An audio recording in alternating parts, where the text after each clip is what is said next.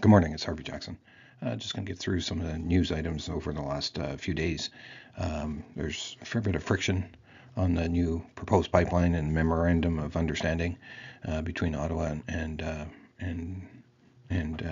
Alberta on the pipeline. And there's some post-U.S. Thanksgiving, hopefully this week, now that they're fully back. We see some more ag news, hopefully some buying as well on soybeans, right?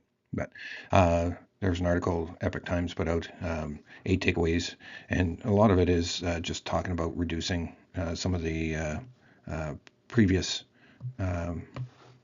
tactics that Trudeau era government put in, for environment, and that's caused some resignations and a lot of friction, which is it's good to see that Liberals are in a little bit of hot water now that they have an understanding that the West the West is actually trying to support the rest of the country with revenues. AI helps drive a record 11.8 billion in Black Friday online sales. They're also expecting another 14.2 just for Black or Cyber Monday as well. So a lot of it's gone online, decreased traffic going into the stores, of course, as well. So this is what I was kind of talking about. Love to see this increase to a lot bigger number than 18.8%. Before January 1st. That's their own self-imposed deadline for the orders, basically, for Chinese beans. So we'll see if it's actually going to happen. Karen Brown put this out, and you can see here, this is where they're at as far as these root soil moisture and where they've been in the past. Almost looks like you're at a median rate. Canola.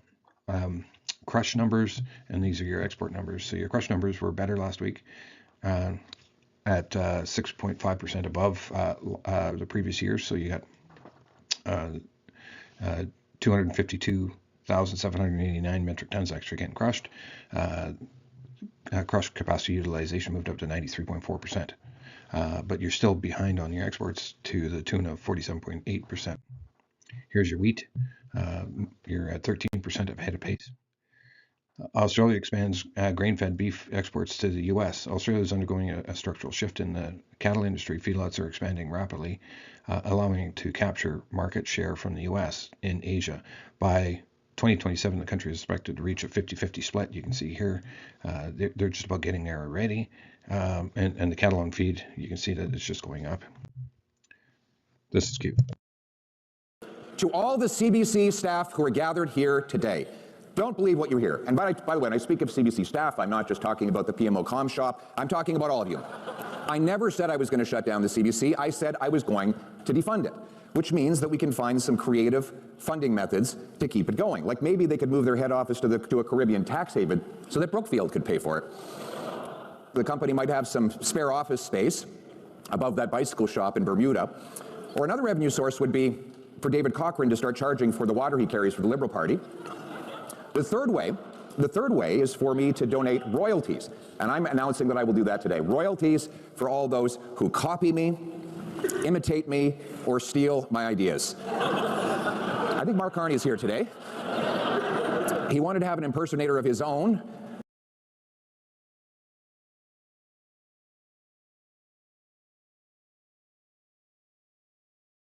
Here's another, just at the end of that. All of my MPs from coming to this event. So as soon as I find out that I was here, I will be kicking myself out of caucus. But in the meantime, on behalf of Doug Ford, let me propose a toast to the Parliamentary Press Gallery. Without you, anonymous sources would have to get a real job. So everybody please raise a glass to the Parliamentary Press Gallery.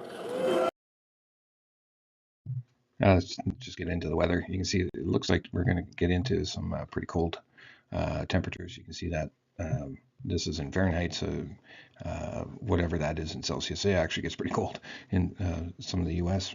We are already experiencing it in Western Canada, of course. Here's the snow. Some dryness, and that's a key area right there, starting to show up, and Karen Brown kind of pointed it out as well. So if it continues, you can see soybeans continue to rally.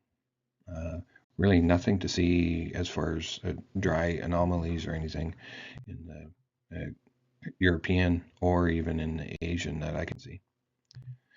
Let's just get into the market here. Canola is down 250 or 260, sorry, to 648.10 at the time that I'm recording. Rapeseed is down 350 at 479.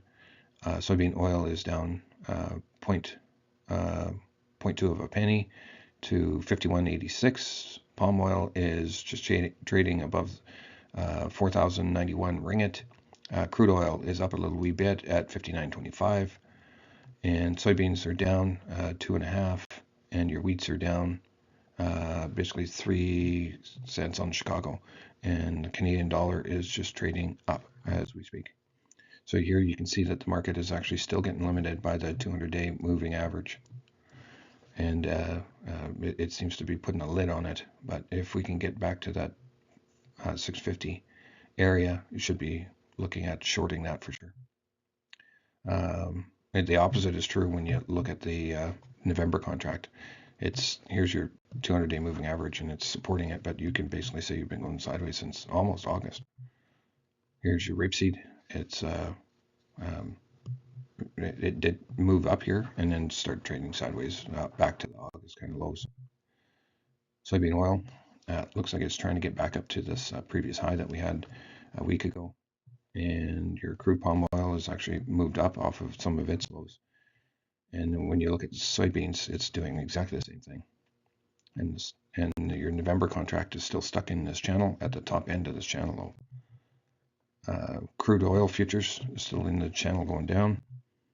And your West Texas, I just put this is a weekly, so it's basically been trading sideways for quite some time. Canadian dollar caught in the middle of this channel going down. We'll see if that's a bull move there. If it does, it break out of that pivot extension line, it could go higher. Your U.S. dollar is lower. Brazil, it keeps on getting back to these more challenging areas for them to sell their beans, but they still keep on winning. Here's your spring wheat.